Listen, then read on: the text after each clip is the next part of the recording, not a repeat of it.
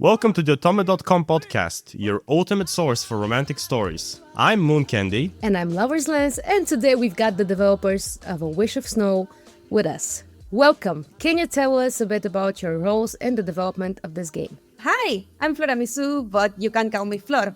I'm the director, lead writer, and character designer of A Wish of Snow. I'm from Argentina, and I have a history with visual novels.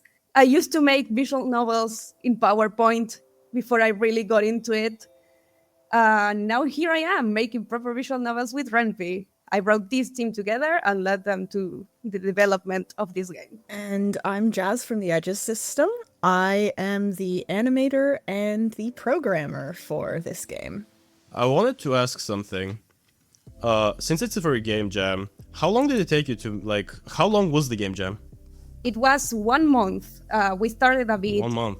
Earlier to recruit people and plan ahead, plan the concepts of the characters. But the jam itself, making the assets, that was 1 month. I see, so you guys spent most of the time? You guys didn't submit early, did you?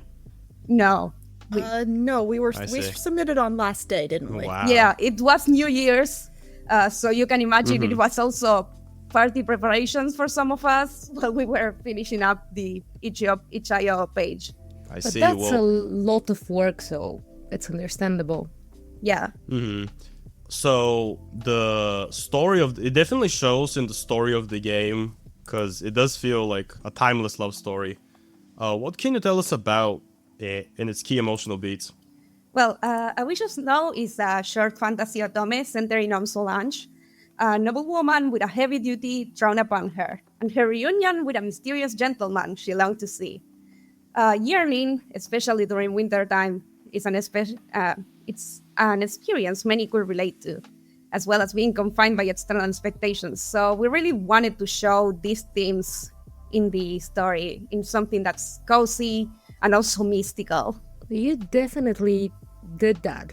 You managed to show it. And from what we've read, this story is really complex and has a lot of unique angles. You've got the entire love side with Erwin and then the rebellious main character Solange going against her family's traditions. So what was your inspiration for a story about love and defiance that goes beyond time in such an interesting way? Well, when going into this project, I knew that I wanted to create something that felt a bit like a romantic fairy tale. You know, the magical winter, a mysterious love who may be more than he seems, a fateful meeting and a ball.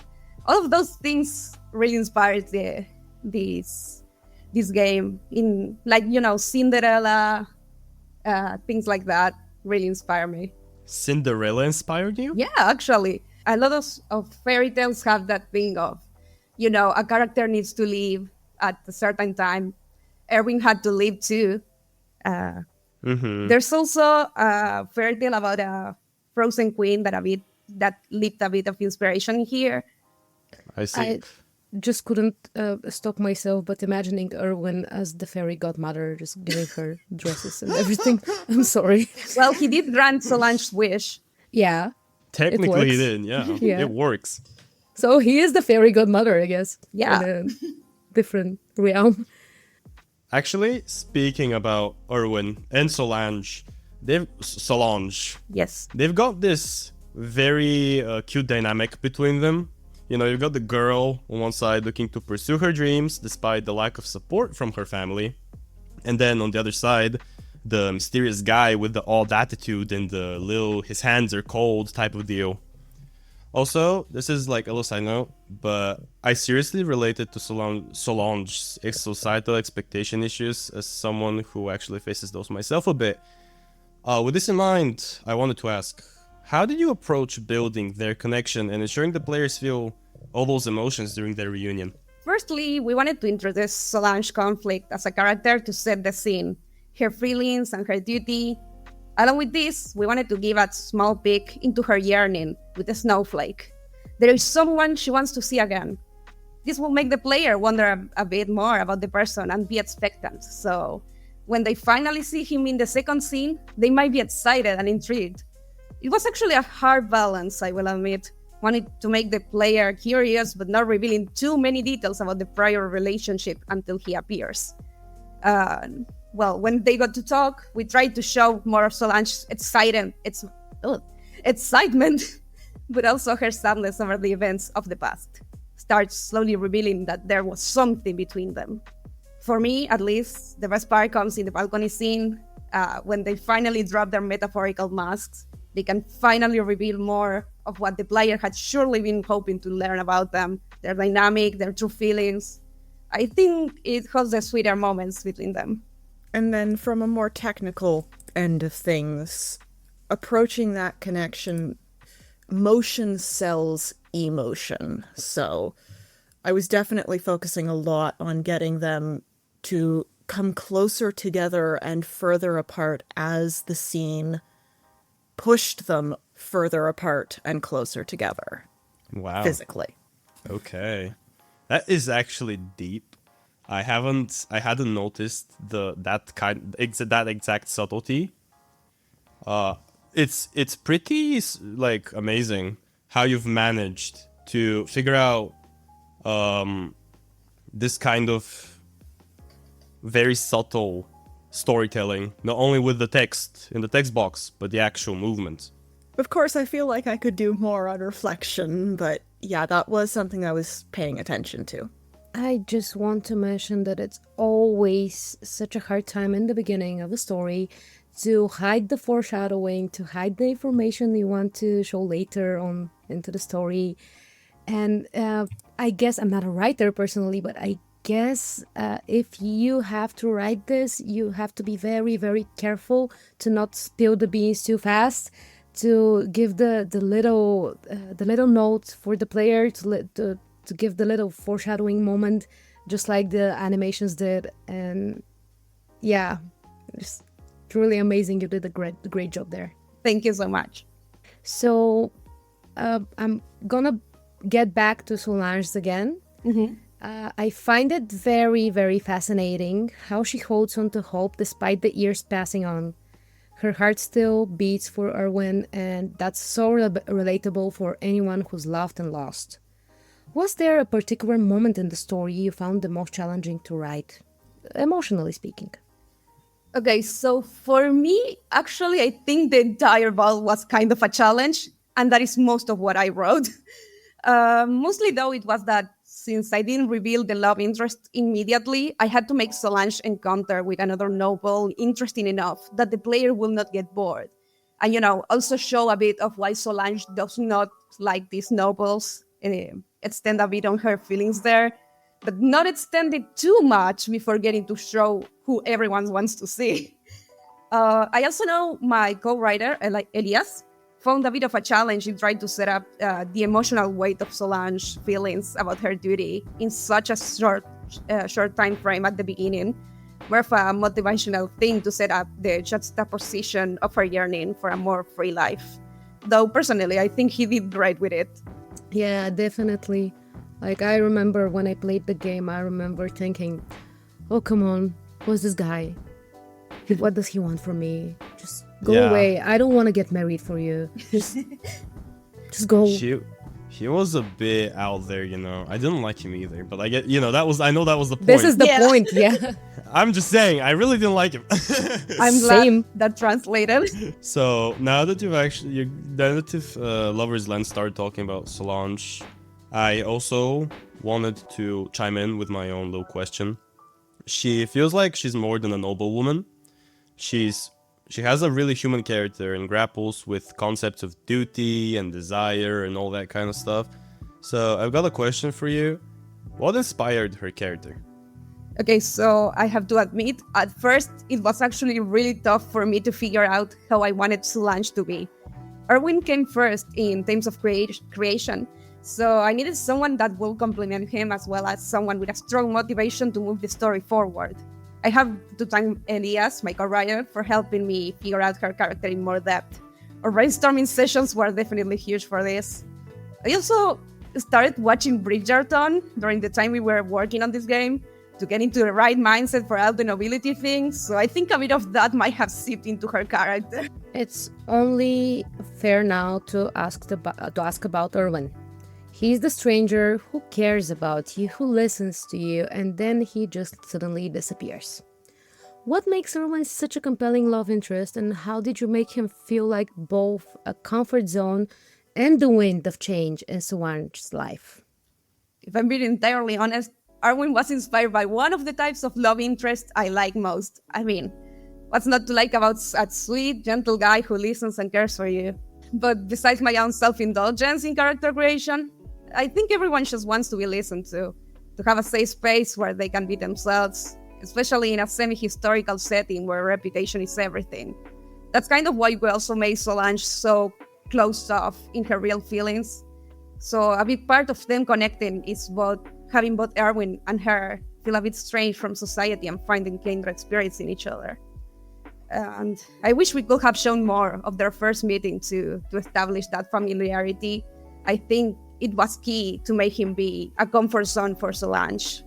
The ever-changing location of his, shall we say, occupation and subsequent re-entry into Solange's life is what contributes to the breath of fresh air she desperately sought in the stuffy ballrooms.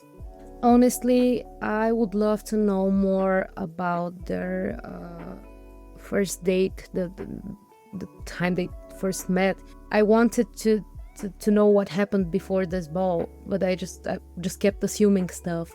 I want to know what they went through before they become so close. We really wanted to show more, but sadly, because of the limitations in our time for the sham, we had to skip that, adding that sort of visual backstory of what happened in the past and keeping more in the present.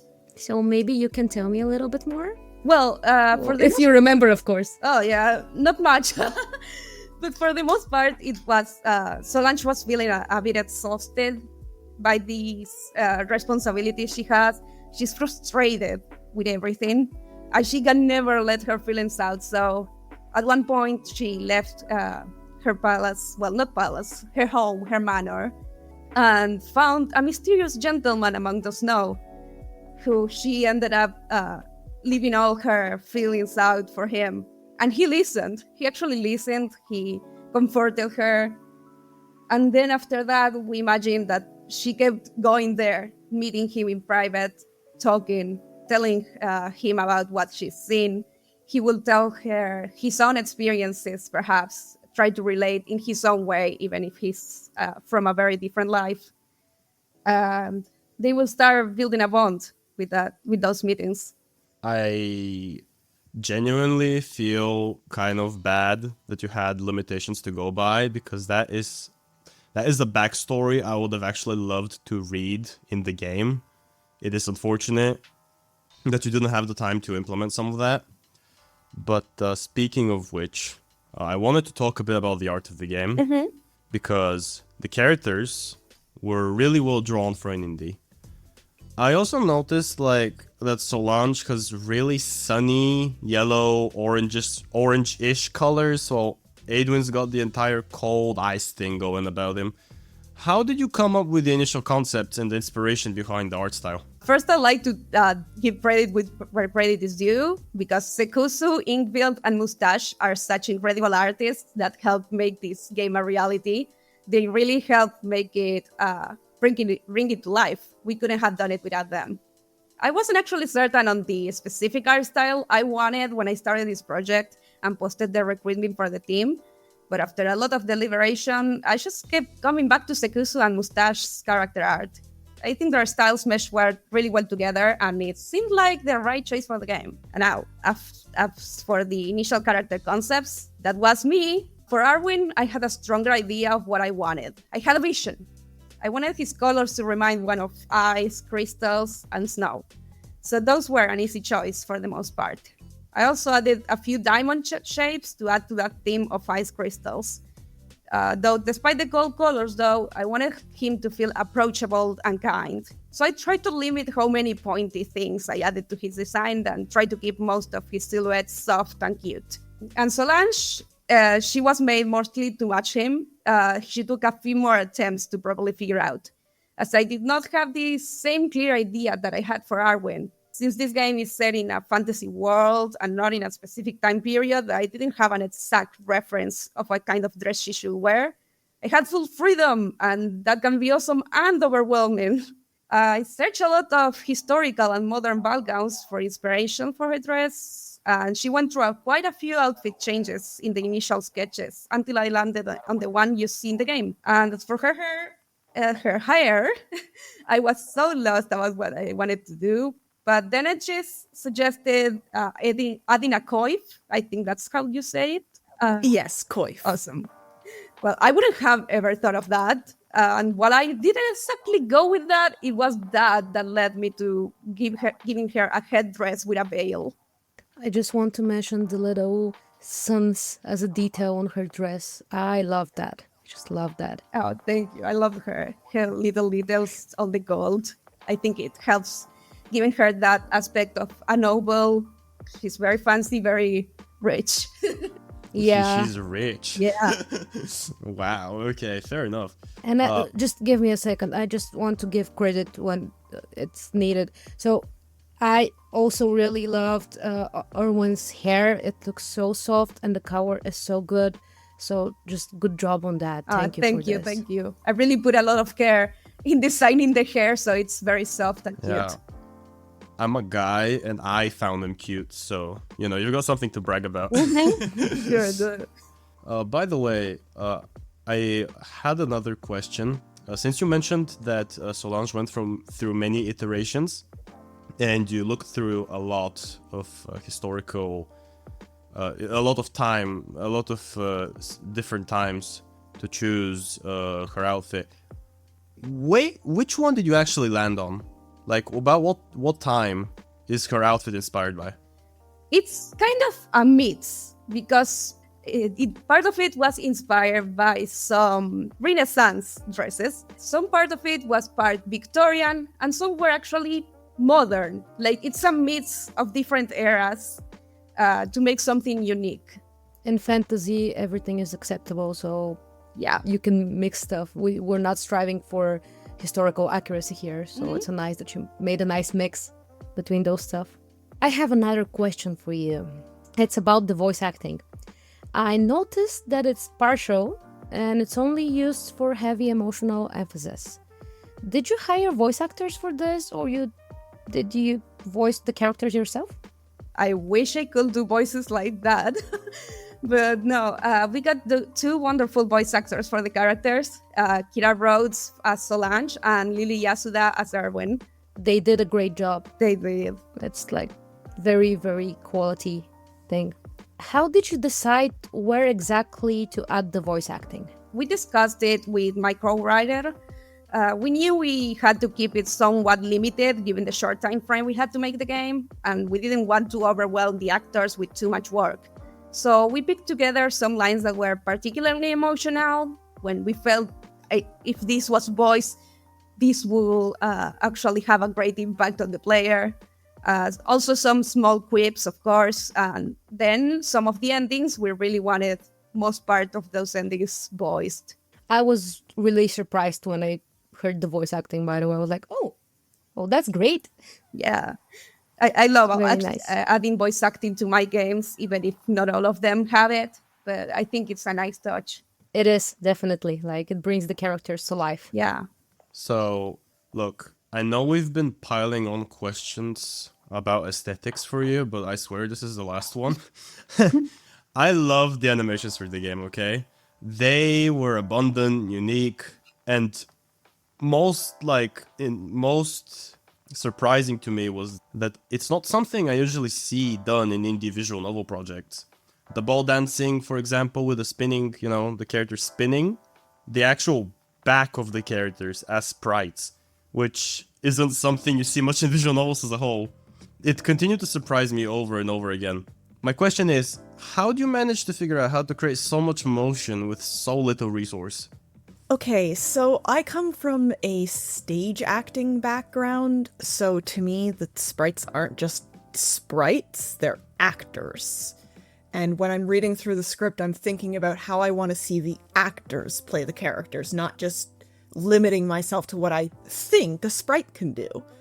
So I'm trying to make the sprites match the imaginary actors. So I'll take a scene, for example, when Lord Easton is said to bow. I want to show that he's actually bowing instead of just making the audience make that inference. I have to think, what does a person do when they bow? Well, they go down and they bend at the hip. The sprites are static, so I can't actually make them bend at the hip, but I can make them rotate, which is a good enough approximation, especially when most of the legs are below the bottom of the screen. So it's a lot of clever little things like that where I'm breaking down the motion and putting it into terms that the code can understand. So there's almost everything can be broken down into a combination of just 4 simple translations, and that's flip, move, rotate, and zoom. Okay, you mentioned that you're a programmer. I need to say it, but I do animation as a hobby, like a 3D animation and a little bit of 2D sometimes. And this is the first time I see a programmer doing art that it's not a programmer art in the end. Like, it's an actual thing. So big congrats on that you made the code make the animations, and they look good. Definitely. Oh, I thank you. I'm very proud of this one. Every jam that I do, I try to figure out something new to expand my skill set, and with this one, it was definitely the dancing. That took quite a while to figure out, but I am very proud of how it turned out. It's great. It's great. You have reason to be proud. Actually, when it comes to you mentioned that you see the sprites as actors more than sprites, which, first off, that's a very unique way to look at it, because me personally at least, I haven't seen that done at all. You know, this is the first game where I see something like the ball dancing part. Yeah, it's unfortunately uncommon to see the sprites move around all that much. A lot of visual novels are quite static, and they can be great like that, but I do like to go the extra mile there. I'm personally really glad we got Edges, because I also like to have a lot of movement in my visual novels. It also started in another visual novel we worked together, where I wanted a cinematic feel of sorts. I think choosing the shots, choosing the positions of the characters really affects how the emotions translate. So I gave full creative control in the animations to Edges this time, and it was great. It's a very thin line with the moving sprites. Sometimes it could end up being too much stuff happening on the screen. So it's a very thin line to figure it out. Yeah, definitely. I'm always trying to make sure that I'm breaking up the staticness of it so it doesn't become stagnant, but also I don't want to overwhelm the viewer. I'm personally very sensitive to a lot of motion, so I sort of have to feel it out, see what doesn't irritate me. Yeah, I understand you. I'm very sensitive to those kind of stuff as well. But when stuff are done right, they're done right. That's it. You managed to strike the balance really well. Well, thank you. So, look, we played the game, right? Both of us, me and Lover's Lens, and it's an odd thing to talk about, but we had a little back and forth about this, and since you're the devs, I wanted you to help us decide. If Erwin and Solange found themselves at a modern day winter ball, what would their first dance song be? Now, me personally, I'm thinking Toxic by Britney Spears, okay? And I stand by that decision. I stand by that decision. No way. It couldn't be. Just it's a little bit cringy. Think more in the romantic way. Think about something like Thinking Out Loud by Ed Sheeran. That's a good one. Yeah, it's usually a wedding song, you know, I've seen it. I like my one the most, I don't know about you. I'm going to apologize if you get demonetized for this, but you're hot and you're cold, you're yes and you're no, you're in and you're out, you're up and you're down. I was going to say the same. Boom. Yes, this is perfect. It's perfect. I never thought about it. I mean, golden era of Katy Perry. Yeah. What? Yeah. You know, there's a reason you guys are the devs helping us decide here. Yeah. I like the choice too. Yeah. We may or may not have discussed that beforehand. Actually, you too. Yeah. Though imagine kind of an orchestral rendition. So it's not just pop. It's an orchestral rendition. Very fancy, very Yes. elegant. Yes. Quote unquote. I can almost hear it now. You know? So, I have another question. If Solange and Erwin were to exchange love letters, what's one thing you think each would write to the other? Oh, Arwin will write such beautiful long letters recounting many details he sees in his travels. The places covered in snow, the people playing or working, conversation he overheard. It will give Solange a view into the rest of the world that she certainly appreciates. And on the other hand, Erwin will want to know about how Solange is doing. So she's writing a lot about her feelings instead of describing events and places. I'd imagine she'd write really poetically too, and always remind him of how she longs to see him whenever he returns. And I just remember something that I really wanted to ask while I was playing the game. So it's about the paper snowflake wishing thing. Is it a real tradition that you have in your everyday life, or is it a thing that you made specifically for the game? We made it specifically for the game. Originally, it was going to be a paper star rather than a snowflake, but most of the team seemed to agree that a snowflake was much more fitting. Then that snowballed, pun intended, into Elias thinking about why they had to do that, and into setting up more little tidbits of lore that would ensure that Arwen's reveal as a snow spirit wasn't going to be out of nowhere. I love that. That's a great detail. I love that, and I've been thinking about making a snowflake myself. Yeah, honestly, It will be You were pretty thinking about snowy making here. a snowflake yourself? Yeah, you know. Wow. I mean, Maybe a spirit will come. Wait, devs. Have you thought about making a snowflake for yourself? I had not, but Come now on. I want to do it. It's actually, Oh, you gotta do it. you know how in the game it's kind of implied that it rarely snows? That's kind of inspired by how here, where I live, it rarely snows also, except this one time in my lifetime where it did snow. So that's also kind of something that inspired this whole thing. Only once. Maybe Arwin was in my country that time. Maybe. Wow. Okay. If I were you, I would look for him. Yeah, Damn. I should. Did you? I did not think I'm about in it. Canada and Arwen can go away. Wow. I don't know. I love the snow. Generally, the winter feeling. It's cozy, and you can drink tea and look at the snowfall. It's romantic in a way. I'd say hot chocolate's way better of an option than tea, but otherwise I agree. Yes, I guess in my previous life I was British. I don't know. The thing is that the snowflake thing, it reminded me of my childhood years, where we used to make those for Christmas decoration.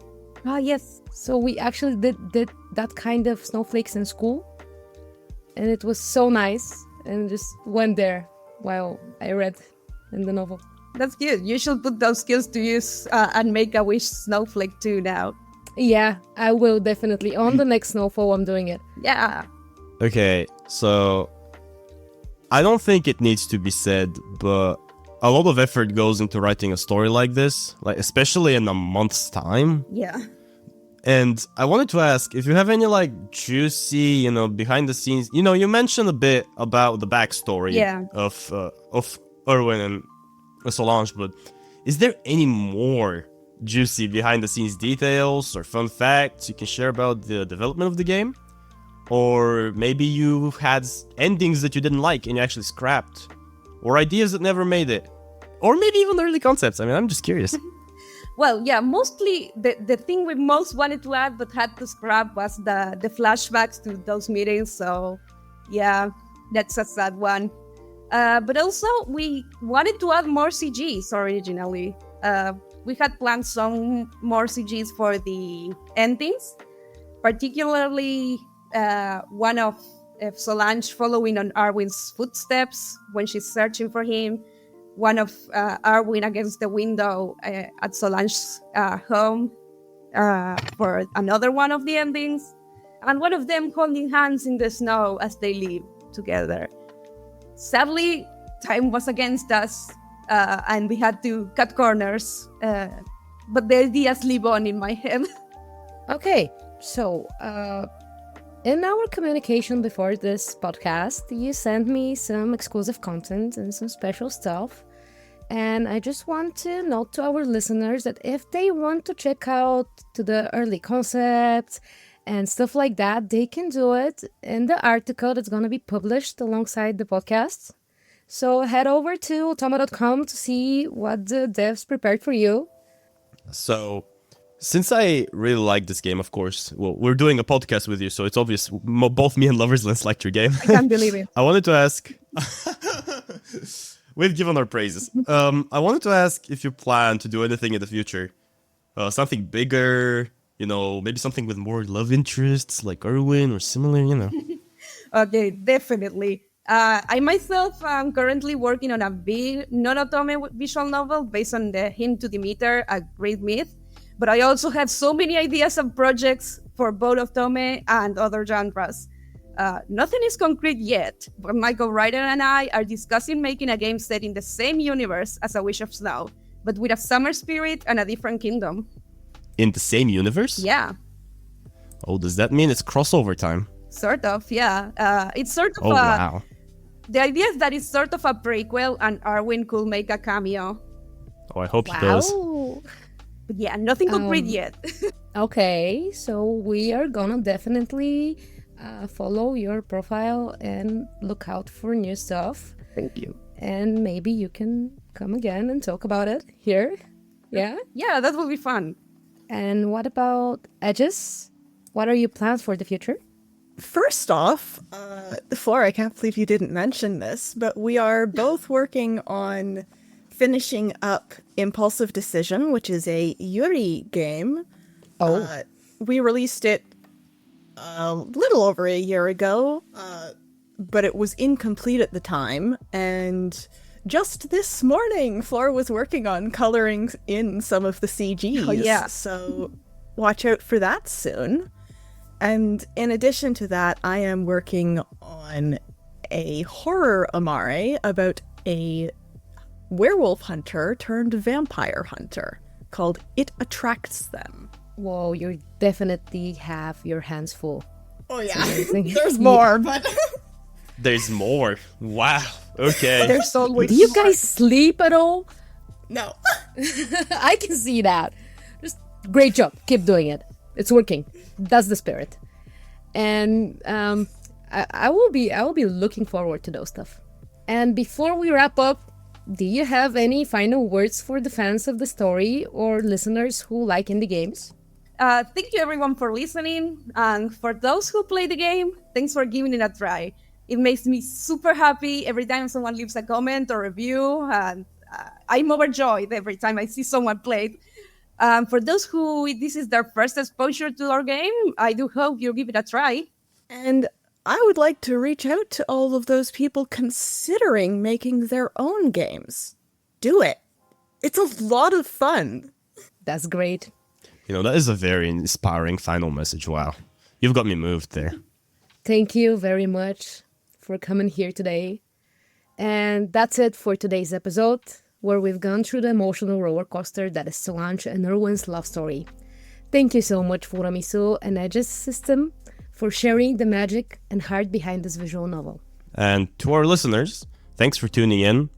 If you ended up liking the game, please do support the creators by sharing the game with friends, leaving a review, or sending them a kind message. Kind messages help, trust me.